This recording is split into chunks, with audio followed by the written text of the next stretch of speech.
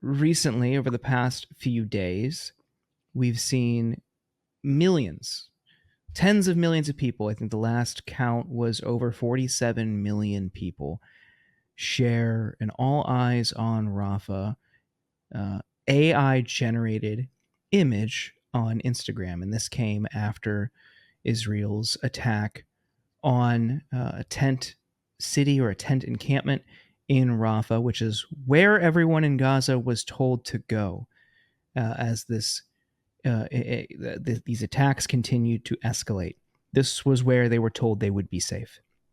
And dozens of people were injured or killed in this bombing. But on this image specifically, these are what I saw, and I'm curious what you saw. It seemed like a lot of people, for the very first time, were using their platforms to, even at a base level, talk about it or acknowledge what is happening in Gaza. Is that right? I was also seeing that, yeah, that this was, some people's entry into using their platform this way. We want to be welcoming people no matter when they're coming into this fight, and saying the best time to be in this, the best time to be taking action was months ago, but the second best time is right now. And whenever you're getting off the sidelines and whenever you're coming into the work and into community, that's great. And and if for some people, like sharing that graphic felt like a big leap for them, I both want to honor that and make sure that that's the first step.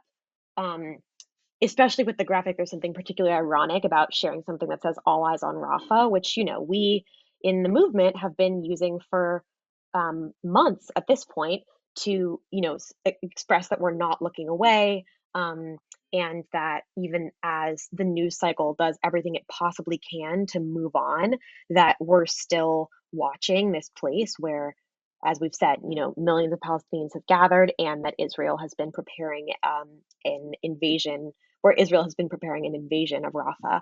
Um, and but it's ironic to have a graphic that says "All Eyes on Rafah" with an AI generated image, where literally the point is that we're looking at actual images of Rafah, and um, to use an AI with that slogan, I just find deeply ironic. And I really don't want to shame the people who are sharing it, but I do want to invite them into action steps that honestly, some of which are just as easy as sharing that graphic on your Instagram, but have a much more tangible impact on um, actually stopping the well documented US support for and US complicity in um, what happened and is continuing to happen in Rafah. Before we get to those action steps, I'm curious on the AI aspect. Um, how do you feel about AI generated images overall to create anything that could be used for advocacy or raising awareness? Um, do you think there is any space for it? That's a great question. I mean, um, I don't want to put um, I don't want to like set a boundary here and say that there's absolutely no place for this whatsoever. But I think that because so much of what in activism and advocacy we're trying to do is expose reality, against the massive tidal wave of media obfuscation and all of the things that are trying to get us to look away from these injustices that are happening in our world. I would just be really, really cautious about AI as a medium for exposing reality, because by definition those images are artificially generated. There was no shortage, like you've said, of horrifying images that encapsulate or depict what is happening there and why people should take action, why people should care. And we talked on our last episode, Rob and I, about how this recent attack and this bombing hit us both in a very different way than everything that we have seen up until that point. Um, neither of us could really identify why that was. Maybe it was. I mean, I don't want to use like too graphic of language, because it is very disturbing for a lot of people. And I'm wondering if that's why that was so successful. If it had the same text but featured those real horrific images, would that have the same lift on social, or even would Instagram even allow that image on the platform? I mean, they have some pretty harsh protocols for graphic depictions of violence. And what we've seen over the past um, several months, there's a lot of pro-Palestinian content that gets taken down, even if it isn't anti-Semitic, even if it isn't explicitly supporting Hamas, like some people want to frame all pro-Palestinian content as. I want to draw I think I want to draw a contrast with something else that went, I think, just as viral as that image, but was much more effective in activating people and getting a message across, which was Macklemore's recent video, which I think also has something like 50 million shares. Um, but packed so much political content and analysis and calls to action in this 3-minute video that also went viral. And so I think, there's art is really, I think, like, on the one hand, like, we feel really suspicious of a protest aesthetic, or wanting to sort of appear righteous but not having nothing substantive underneath that, which I think is maybe where this graphic gets a little bit, is venturing a little bit into that space. And on the other hand, art itself is such a powerful way to call people to action and move them. And we've been seeing, incredible poetry from Palestinians that's been shared really widely. And again, that Macklemore video is, I think, a contrasting example of some of art that went viral, but again, just had much more substance behind it. And so, in terms of the graphic level of the images themselves, there are so many people who are, wiser than me, who've said incredibly brilliant things on this, but um, basically that we're all trying to find the balance between the rest that we need to take in order to keep ourselves going, and to not, totally disintegrate into numbness. Um, and on the flip side, not turning away from what's really happening and not avoiding it indefinitely. And so, obviously, there isn't, not everyone needs to share the most graphic images every time. And like, something that just really gutted me recently was thinking about the person taking the picture of, the like children with their siblings in pieces, and the um just what was going through the head of the person who like took out a phone at that moment to snap a picture of that child in this incredibly tragic, yeah, just like in this incredibly gut-wrenching setting that also probably felt inappropriate. And we have all of this content from people in Gaza who are risking everything to document the genocide that they are going through. And I think there is a fundamental level of respect in continuing to share and engage with that actual content.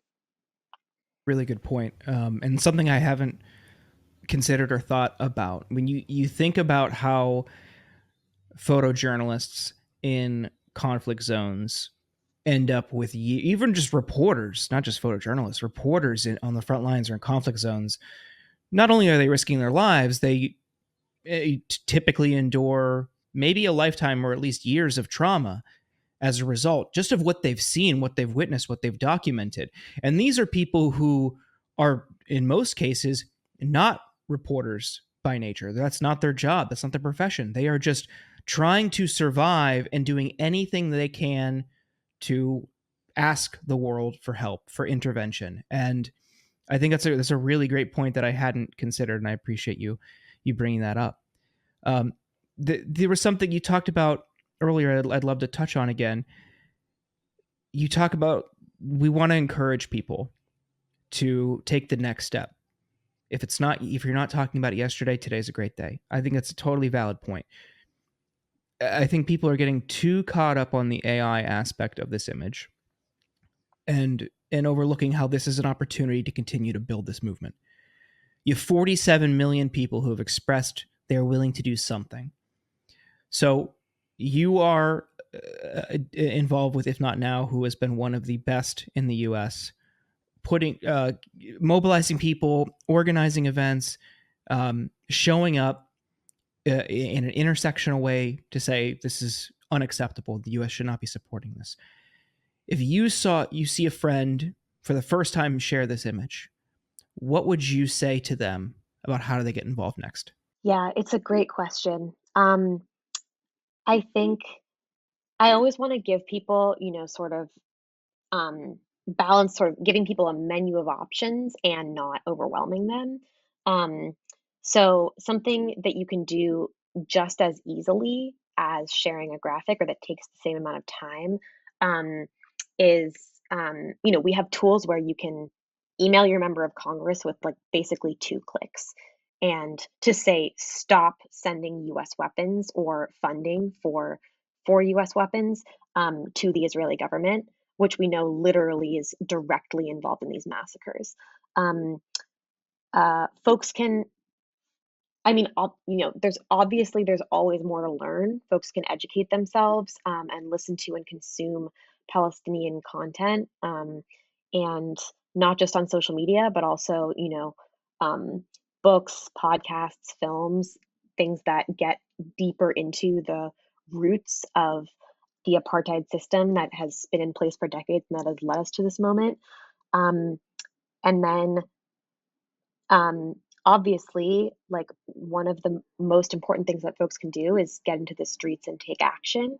Um, you don't have to agree with every single thing that is happening at an action. And In order to, be out in the streets with other people. And um, just to link a couple of things we've been talking about, something that I loved that Adrienne Marie Brown said toward the beginning, I think, of um, of this assault on Gaza was that the time when she looks at the most graphic and devastating content from Gaza is on the way to an action. And that there's a sort of cathartic release of, being able to consume that content not in isolation by yourself in sort of stagnation, but actually to let it fuel you when you're on your way to do something else. Um, and so Again, like educating yourself and also sharing that with others, writing Congress. Our representatives always need pressure on them, and people are about to have been taking, and will continue to take some votes that um, forces like APAC, or sorry, that people in organizations like APAC, weapons contractors, and the entire structure of US imperial foreign policy have been trying to make impossible for decades. They're taking votes to say that US military funding to Israel needs to be subject to conditions, or needs to, cannot continue to fuel this assault on Gaza, and they need to hear from the people they represent. Um, uh, you know, it sounds so boring and unsexy, and like we're seeing a shattering in we're seeing a sea change in Congress that is obviously not going fast enough. But um, again, that's like one little leaf in the mural of all of the organizing that's happening that people can paint, um, and then getting out into the streets. I want to reiterate something that we've mentioned on this show since early October. There there is a cynicism about engaging your elected officials because I think it comes from a place of powerlessness. And I understand and I share that, and I often find myself feeling that because there will be overwhelming support for an issue, and it's not just this, it's like most issues. Majority support for something and Congress just won't do it. So I understand why people don't think it's worth doing. I cannot stress enough how this is a numbers game. It is absolutely a numbers game. And if they are overwhelmed by people in their district or their state, depending on which chamber they're in, telling them this is what we want, they're going to change their behavior. Granted, there's going to be a handful, like a Josh Gottheimer is never going to change his stance. It's just not happening. But many of them are not as hardline on this issue as people like Josh Gottheimer. They will, and you've seen that because you've seen people over time change their rhetoric, change their language, start to be critical of what Israel is doing. And it's not because they watched a news clip and they're like, "Oh, you know what, I feel differently." It's because it's not politically expedient for most of them. And it's in large part because they see the activism and because now for months they have been getting harangued by their constituents through emails and calls to their office, which they count on each side of the issue. Their staffers keep track. So it is absolutely a numbers game, and it's not worth being cynical about on this issue. Like they are, like you said, there are people who are documenting their suffering in a desperate attempt for international relief. Help them. It's the least you can do. Like you said, there's so many tools provided by nonprofits and advocacy organizations that fill out the email for you. All you have to do is put in your zip code and your name and click a button. That's it. Surely everybody listening to this has time to do that. I really want to dissuade people from falling into the cynicism trap. Completely. Um, and I mean, there are some other things I should have named. Well, first of all, speaking of elected officials, we can engage with them through calls and emails, and then also there are sort of higher bar things. You can sit in at their office. Um, you can bird dog them, which is literally just means asking them a question on camera. If you need to be trained in how to bird dog your elected officials, we run those all the time. And also, can I say this on this podcast? APAC is spending $100 million this year in order to take out the politicians who have been advocating for ceasefire, in order to take out the champions for ceasefire. And the upcoming, like, um, their two biggest targets for the rest of the summer are going to be Jamal Bowman and Cori Bush. So anything that you can do to support them is absolutely, absolutely crucial.